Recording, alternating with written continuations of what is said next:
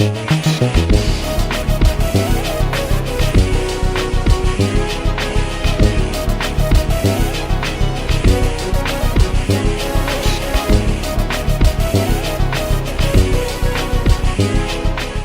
been 5 years! 5 flipping long years since I talked about the top 5 best Jentai of all time for me that I've ever seen, and that is just how it is. I don't know why it took me 5 years to, make this video again, because so much has changed. Joshi Luck? You think I still care about Joshi Luck as much as I used to? I just like the animation, but ultimately, I'm good on that. I don't necessarily need that. Plus, I stopped really caring when it came down to it. So ultimately, there's a lot of different ideas for different Jentai that is out there. There's a lot of them that are classical hits, a lot of them that, would think make this list, but do not. And ultimately, that's just how it is, right? So what I want to do is not just do top 5. Obviously, I want to do top 10 because that's how I feel and that's just how it is. There is obviously a gang of shows that exist out there, but I'm looking at overallness of the shows, much less if there's a certain episode that might slap a little too dang hard, then it is what it is when it comes down to it, and there's not really much of anything I can do. All in all, when it comes down to this list, this is what I genuinely think is my top 10, and I don't think this list is going to be changed nearly as much. Honestly, there's a lot of picks from the old list that is in there that is going to be in this list too, but with a lot of other added stuff and a lot of replacement stuff. So that's just how it is. But I'm pretty confident I got a list go really good on this one, so let's just really see how this end up doing. And yeah, honorable mention, I really do think that we should really just add in here, and honestly this is just because of the fat camel toe this woman had, Emoto Bitch, or I think like the English name is like my sister sucks, my Garu's sister sucks like very well, or something like that. Basically, this big forehead chick, Sayaka, not gonna lie, she about bad as hell. If you seen it, if you seen how fat the camel toe is, then you understand why it damn near was on this damn list. But it only was good because of really just that. However, I would have liked to seen a scene where they just go full on do it instead of just doing it behind the damn wall. Coming at number 10, Shoujo Kyoiku. Yeah, this one with the freaky ass lolly brown haired sister. Honestly, I feel like I'd be remiss if I didn't add any lolly to this list whatsoever, considering this channel and the nature of how I am as a person, because hot damn, is that seemingly the only thing I'm known for. But when it comes down to it though, I'll be pretty much remiss on that, because a lot of selections on this list is not lolly related. I mean, she's just freaky from the damn top of the damn list of things to the bottom of everything, of how everything ends up. Like, she just absolutely out here just giving you everything that you need. She's surprisingly thick for some reason, and that is just how it is. I don't understand how, I don't understand why, but it is. And when it comes down to it, I'm not necessarily mad. Like, the brother like, man, we shouldn't be going about all this sort of stuff, and then end up caving in. I'm like, yeah, if you had a fine ass sister like that, I'd feel the exact same way. Number 9 is gonna be the Yokoso elf one, right? I would definitely say this one, and the only reason why I would say this one is because there's a lot of prime elf women that was in that show that's kind of worth it. Evelyn more so when it comes down to it. The elf lolly, I don't remember the name. It was like Noel. I think it was Null. I think that's what the name was. But basically, there's just too much primetime elf cheeks to not choose from when it comes down to it. And I think this is the one that probably beats out Executive Evil Woman. Now, granted, I don't think that show is trash either. That's just barely out the top 10 for me personally. And I'm going to keep it very much a sec. No one's beating, in terms of character, effing Chika. I don't think anybody beating effing Chika when it comes down to it. She looks damn good. But ultimately, there's a lot of elf hoes in this one. Dark elf hoes. Just a lot of hoes in general when it comes to the elf variety. And to be honest, the more monster-like girls that we can basically have in different shows, the more that I feel better about things. So that's just how it is. Easily, Evelyn is again the best one. Noel will be like maybe the third best, and then like the white-haired one is like second best. Don't know the name, but she about fine as hell. So there you go. Number 8 on this list is gonna go to Kawaii, or I'm pretty sure it's Kawakuma. And this one is basically the purple hair girl that is a succubus for some damn reason, and just wet and all this other stuff that has like the growth of the biggest booba you ever seen. If I'm gonna keep it very much a stack, if you told me which one would you rather smash the most, is it the one from Itadaki Sekai or this one? I'm tossed between a lot of options, but I kind of slightly want to go more in the Kawakuma sort of like level of succubus one, solely because one, she's not really an actual succubus. The only reason why she is even a succubus is literally because the damn like haunted VHS bullshit tape that she watched ends up just, you know, effing her body over and not necessarily doing good things with that. It's just a terrible time for her. It's honestly a very terrible time for her.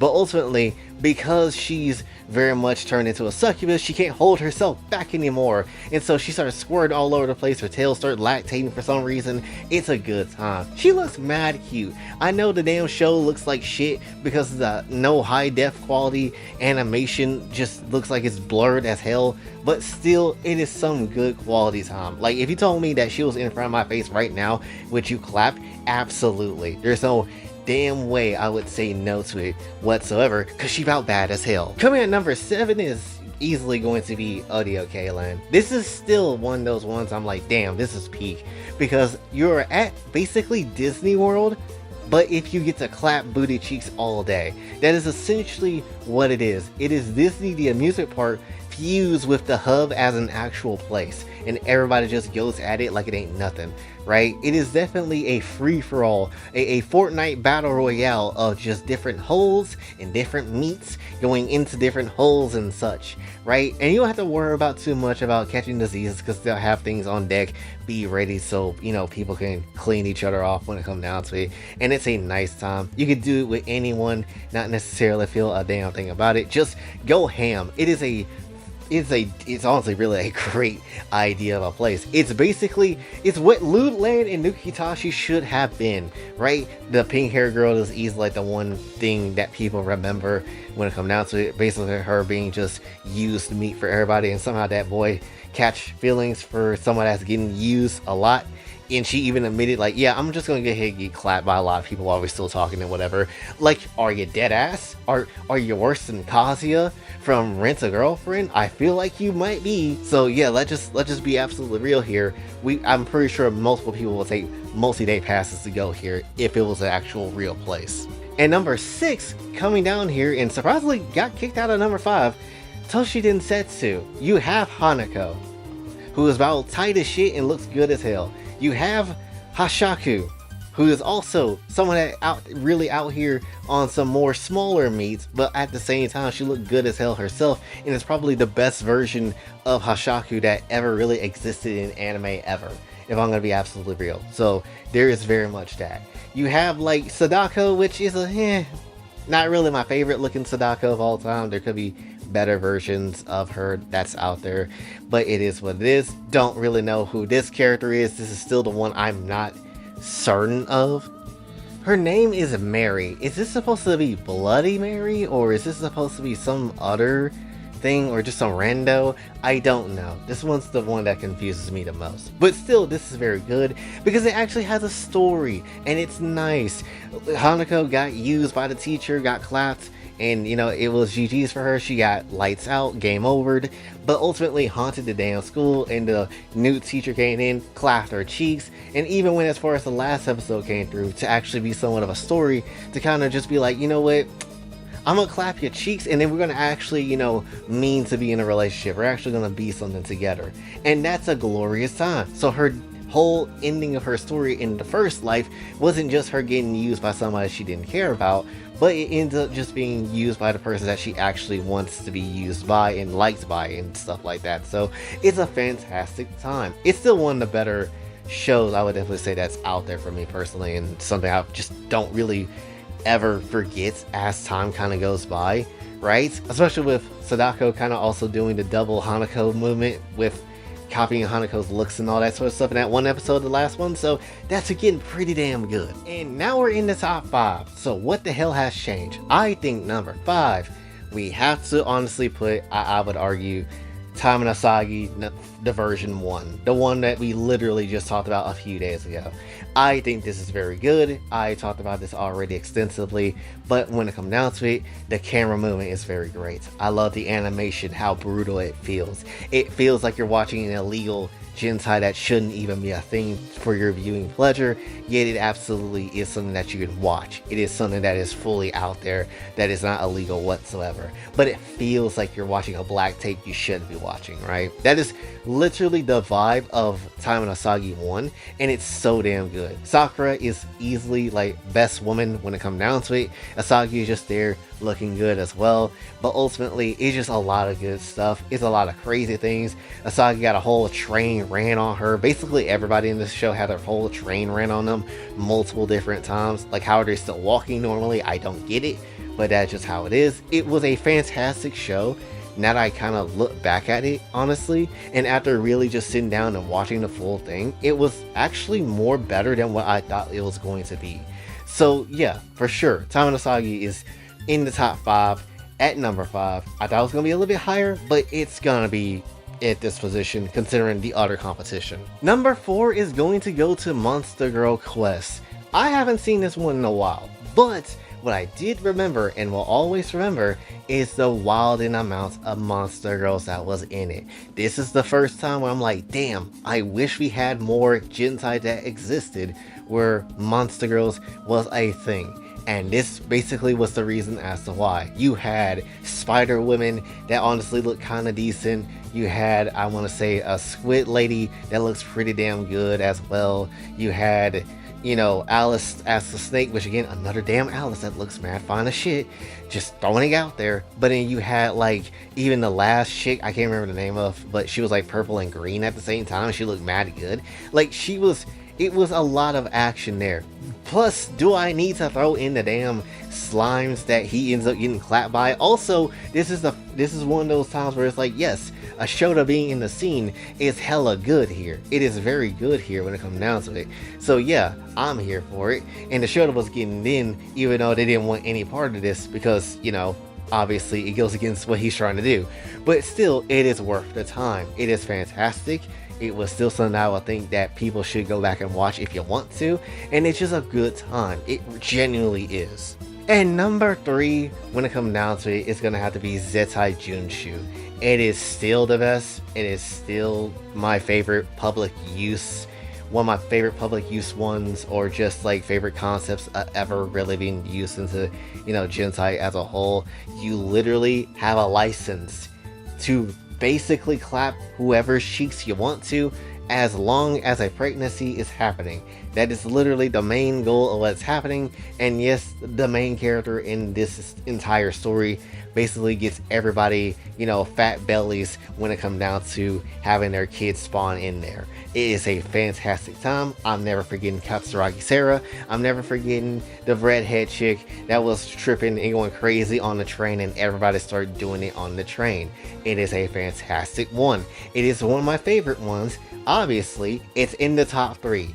Right? There's not many different ideas that exist out there to me that can really beat a good concept, like straight up clapping someone in a public area. It is very much a weird concept, but it's also kind of hot as hell. The only other concept I could think that will be very much more hotter than this is if you take a character that's already from an established IP and you basically turn them into a broken piece of meat. That's the only other thing, but that's literally about it. So ultimately, this was a very good one, and something that I would never really ever think to take out of the top 3 for me personally. And number 2, going on to that train of thought, is another Jentai we talked about pretty recently, which is Dropout. Dropout is easily one of those shows where I'm like, okay, so you mean to tell me that if I get an A+ here, I get to have the finest woman that you get just to basically continue my studies to do what I need to do?